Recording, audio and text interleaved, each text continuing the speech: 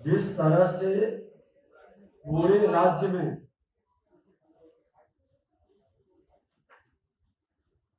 अपराध की घटना बढ़ी है और सत्ता में बैठे लोग अपने स्वार्थ महत्वाकांक्षा की पूर्ति में लगे हैं।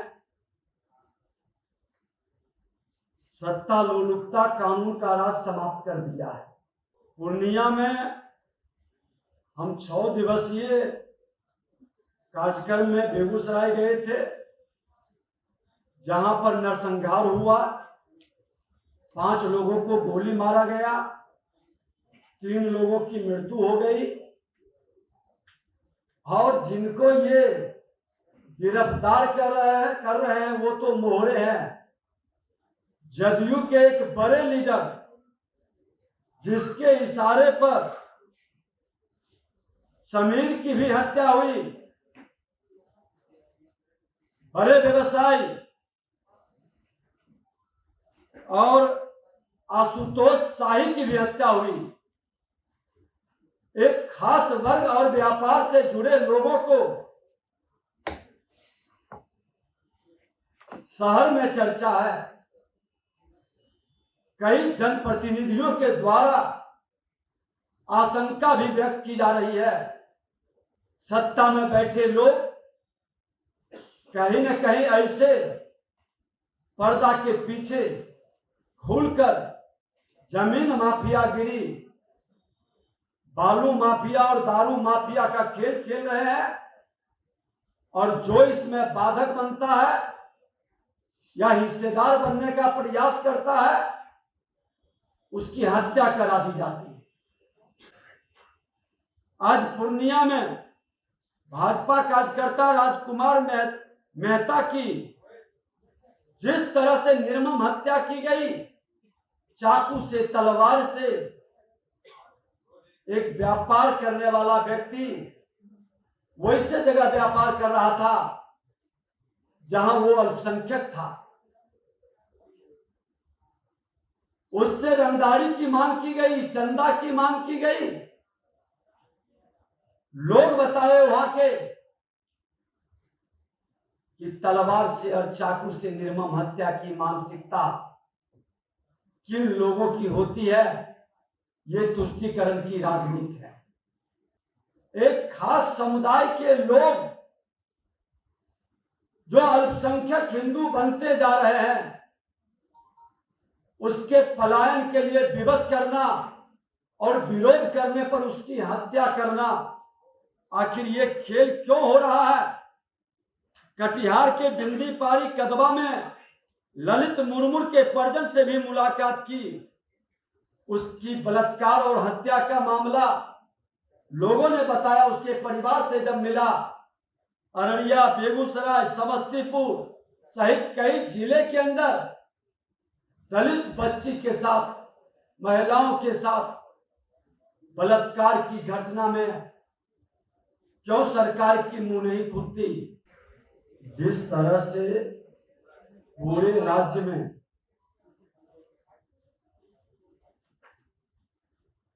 अपराध की घटना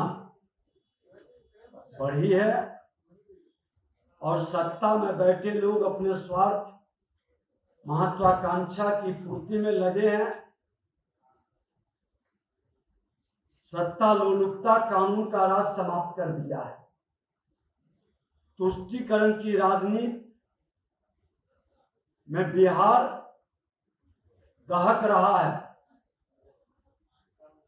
पूर्णिया में हम 6 दिवसीय कार्यक्रम में बेगूसराय गए थे, जहां पर नरसंहार हुआ। 5 लोगों को गोली मारा गया, 3 लोगों की मृत्यु हो गई और जिनको ये गिरफ्तार कर रहे हैं वो तो मोहरे हैं। जदयू के एक बड़े लीडर जिसके इशारे पर समीर की भी हत्या हुई, बड़े व्यवसायी और आशुतोष शाही की भी हत्या हुई। एक खास वर्ग और व्यापार से जुड़े लोगों को शहर में चर्चा है।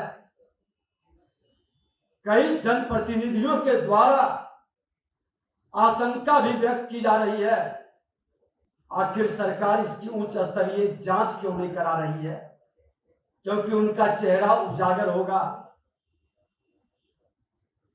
सत्ता में बैठे लोग कहीं न कहीं ऐसे पर्दा के पीछे खुलकर जमीन माफियागिरी, बालू माफिया और दारू माफिया का खेल खेल रहे हैं, और जो इसमें बाधक बनता है या हिस्सेदार बनने का प्रयास करता है उसकी हत्या करा दी जाती है। आज पूर्णिया में भाजपा कार्यकर्ता राजकुमार मेहता की जिस तरह से निर्मम हत्या की गई, चाकू से, तलवार से, एक व्यापार करने वाला व्यक्ति वैसे जगह व्यापार कर रहा था जहां वो अल्पसंख्यक था, उससे रंगदारी की मांग की गई, चंदा की मांग की गई। लोग बताए वहां के कि तलवार से और चाकू से निर्मम हत्या की मानसिकता किन लोगों की होती है, ये तुष्टीकरण की राजनीति है। उसी का परिणाम है पूर्णिया के अमौर नगर के शक्ति केंद्र प्रभारी जनार्दन मंडल की भी हत्या कर दी। संजोग से मैं उसी जिला में था। दोनों हत्याएं में हमने गया भी। कटिहार के बैगना में भाजपा बूथ अध्यक्ष प्रहलाद पासवान की हत्या की गई, उसको भी चाकू से गोद कर। आखिर क्यों? एक खास समुदाय के लोग जो अल्पसंख्यक हिंदू बनते जा रहे हैं, उसके पलायन के लिए विवश करना और विरोध करने पर उसकी हत्या करना, आखिर ये खेल क्यों हो रहा है? कटिहार के बिंदीपारी कदवा में ललित मुर्मू के परिजन से भी मुलाकात की। उसकी बलात्कार और हत्या का मामला लोगों ने बताया, उसके परिवार से जब मिला, अररिया, बेगूसराय, समस्तीपुर सहित कई जिले के अंदर दलित बच्ची के साथ, महिलाओं के साथ बलात्कार की घटना में क्यों सरकार की मुंह नहीं खुलती? क्यों उप मुख्यमंत्री तेजस्वी यादव जी और मुख्यमंत्री क्यों इस मामले को दबाने में और रफा दफा करने में और कानून की राज का नाटक करने के लिए कुछ कमजोर कड़ी को पकड़ करके खाना पूर्ति करके ये दिखाने का खेल करते हैं कि मैं तो एक्शन ले रहा हूं। तेघड़ा के अंदर निर्वस्त्र करने वाले पर मुक्त अभियुक्त की गिरफ्तारी क्यों नहीं? खाना पूर्ति के लिए कुछ लोगों को जो आसानी से बेल मिल सकता है उसकी गिरफ्तारी करके ये पीठ थपथपा लेते हैं और मुख्य अभियुक्त को बचा लेते हैं। और इसी तरह के आज कई ऐसी घटना घटित बिहार में हो रही है जिसमें कहीं न कहीं सरकार का संरक्षण इनके मंत्री और प्रशासन में बैठे बड़े पदाधिकारी जो खुलकर इस तरह के लोगों की मानसिकता को संरक्षित ही नहीं करते हैं, बचाने का खेल खेलते हैं, जिससे आज अपराध चरम पर पहुंच रहा है। हमने तो दरभंगा के अंदर गया और दरभंगा के मंदिर के सामने मुहर्रम का झंडा लगा दिया।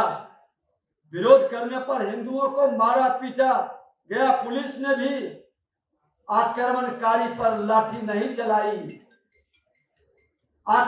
आताताइयों का पत्थर खाते रही पुलिस, फिर मौन क्यों था? क्या व्यवस्था थी?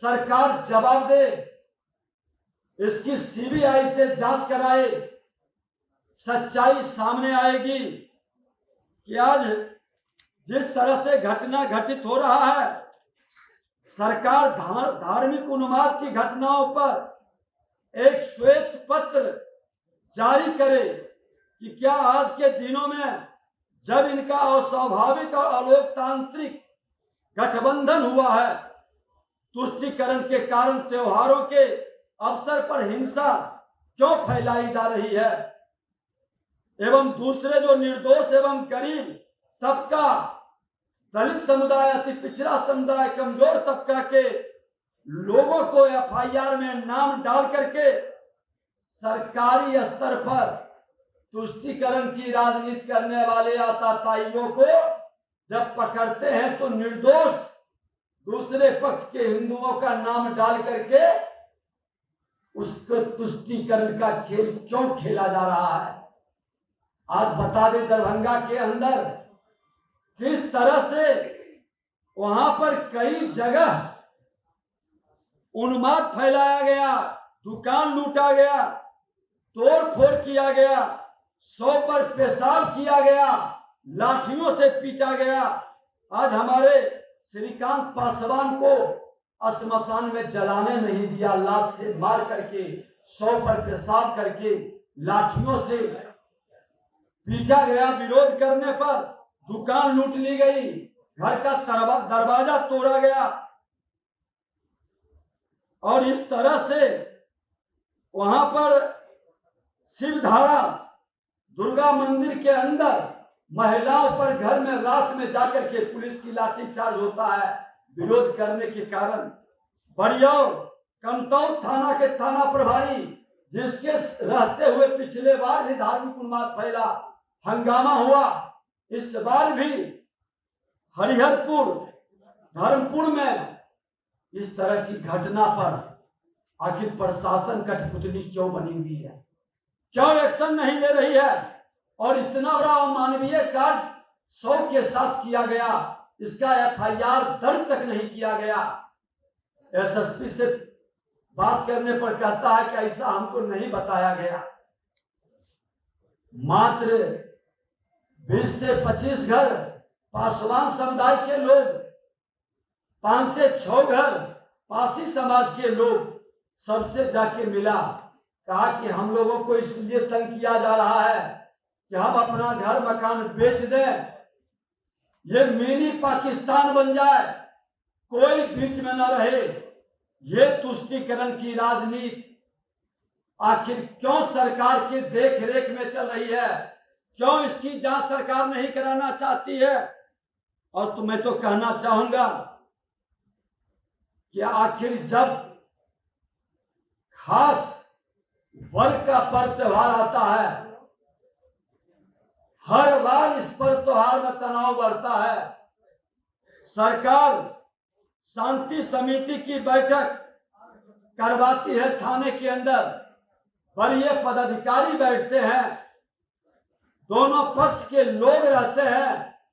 और अब तो हद हो गई कि शांति समिति में हिंदू पक्ष के डर से लोग जाते नहीं हैं, जो जाते हैं हंगामा होने पर उन्हीं का नाम पहले डाला जाता है एफआईआर में। इस पक्ष से 2, 4, 5 लोग रहते हैं और उस पक्ष से कई दर्जन लोग रहते हैं। प्रशासन के लोग तुष्टीकरण की राजनीति में जब हंगामा होता है, रूट तय होने के बाद भी जब उसका उल्लंघन होता है और जब घटना घटित होता है, तो दोनों पक्ष के कुछ लोगों पर, खास के शांति समिति में बैठने वाले लोगों पर एफआईआर करते हैं, लेकिन उसमें प्रशासन के लोग जो बैठते हैं उस पर एफआईआर क्यों नहीं होता, उसकी जिम्मेवारी क्यों तय नहीं होती है। सरकार को जवाब देनी चाहिए कि दोनों पक्ष के लोगों का हस्ताक्षर आप लेते हैं और प्रशासन अपनी जिम्मेवारी क्यों नहीं निभा पाती है। अति संवेदनशील स्थानों पर आप फोर्स का, मजिस्ट्रेट का तैनाती करते हैं और उसके बाद भी घटना घटित होता है तो उस फोर्स और मजिस्ट्रेट पर आप उसको पार्टी क्यों नहीं बनाते हैं। उस एफआईआर में उसका भी नाम दर्ज क्यों नहीं होता है? उसकी जिम्मेवारी तय क्यों नहीं होती है? आखिर वो सच को बता सके कि किस वर्ग के द्वारा घटना को अंजाम दिया गया, पर्दे के पीछे उसे मौन रहने के लिए क्यों विवश किया जाता है। सरकार को जवाब देना चाहिए। Special branch